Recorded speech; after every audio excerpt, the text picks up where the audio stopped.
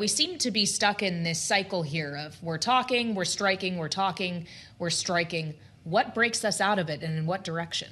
I just think Trump is afraid to lose, and he's keeping everything going, hoping he won't lose. But guess what? I think he's likely to lose, and not just lose here, but the fact that missile interceptors are tied up in the Middle East instead of going to Ukraine, or instead of being prepositioned in Asia against a possible China takeover of Taiwan, means he may lose elsewhere. So I think this is hugely dangerous, even more destabilizing than before. The Senate's about to go out. The House is out. There hasn't been a really serious focused authorization to use force here, and we could lose more Americans while we're at it. What does Jane Harman think when Saudi Arabia puts fighter jets in the air to strike targets in Iraq, when Egypt is being targeted by, we're not even sure who, drones are hitting LNG?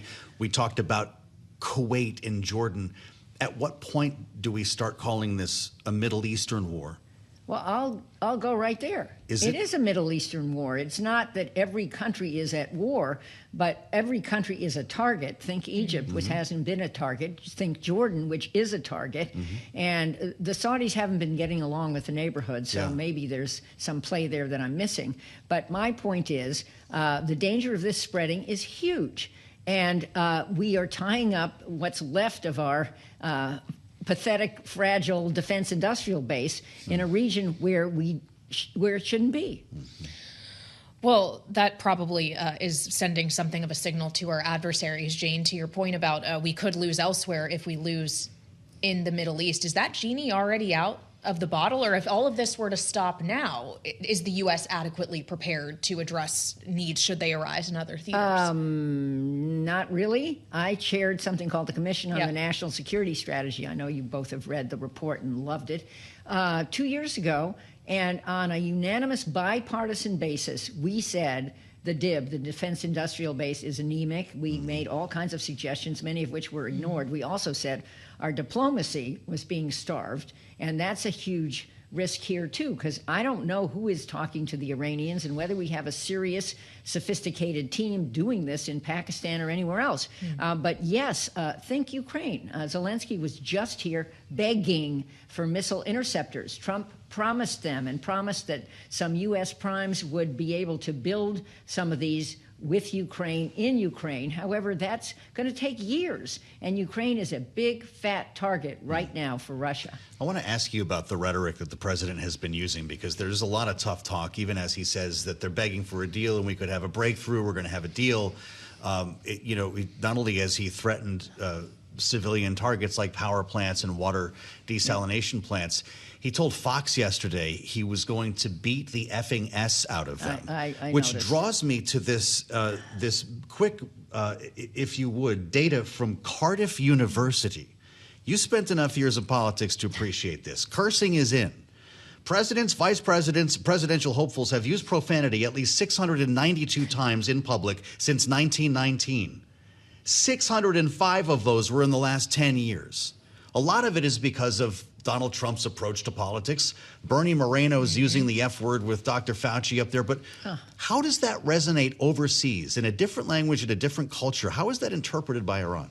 It's by Iran, I'm sure it's offensive, but they're offended anyway, and frankly, their behavior doesn't really justify their offense.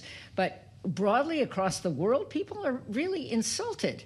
And just even think our neighbors in Canada. This language is terrible. Do you want your children to use these words? I remember my grandchildren had the Bad Word Club, which I unfortunately qualified for a few times and had to run around their apartment. Not you. Even me. But it wasn't that bad, and it was in private. But this is ugly, and both sides are using it. It's not just Republicans. But to have the president of our country use words on a regular basis that are truly inflammatory just is very troubling and hurts further U.S. leadership. Well, as Joe mentioned, the colorful language from one senator, Bernie Moreno, yesterday, I had my eye on all of the senators as Jane, as we were having this conversation, we're just taking a vote on another war powers resolution, and yet another has failed 49 to 50. Are you surprised by that? Well, I remember the days in the George W. Bush administration, not my party, when we voted, when, first of all, the president made the case to Congress about the need for an AUMF for, first for Afghanistan and then for Iraq. And Congress voted AUMFs for both. The first one was justified. The problem there was once we satisfied its objective, which was to go after those who attacked us, we stayed there. That was a mistake. On Iraq, it turns out the intelligence was wrong, and my vote for it was wrong. But at least it was a deliberative process. This is more performative. This is, let's do a press release today, and let's do a press release tomorrow. And the two sides are really not, I mean, the Congress, House and Senate, really not addressing the specific issues. What is authorized? What isn't authorized? Are we going to justify more American deaths? I hope not. I see this war as very dangerous, not just for U.S. security, but for world security. Even got dangerous in the Caspian Sea this week as Ukraine enters the fray and attacks an Iranian commercial cargo ship that you probably saw. It's unclear what was on this vessel. They thought maybe missile parts or something on the way to Russia. That's why they did it, or allegedly. Sure. But again, we get back to Kayleigh's point. The radius is widening. It's worldwide. And the suffering from the lack of oil supplies, fertilizer, and so forth is worldwide. Well, yeah, that certainly is true, and it's being felt here at home domestically. For all of the president's public statements that he doesn't care about the midterms, that if Iran is trying to essentially put price pressure on him ahead of the midterms, that they would be mistaken. Do you believe that that's actually true the closer we get to November?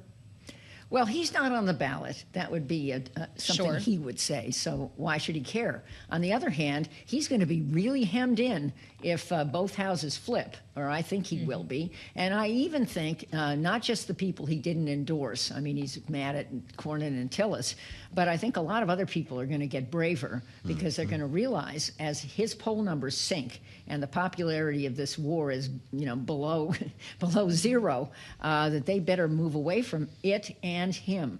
Once primary season is over, it's going to be interesting to see some of these pivots, Jane.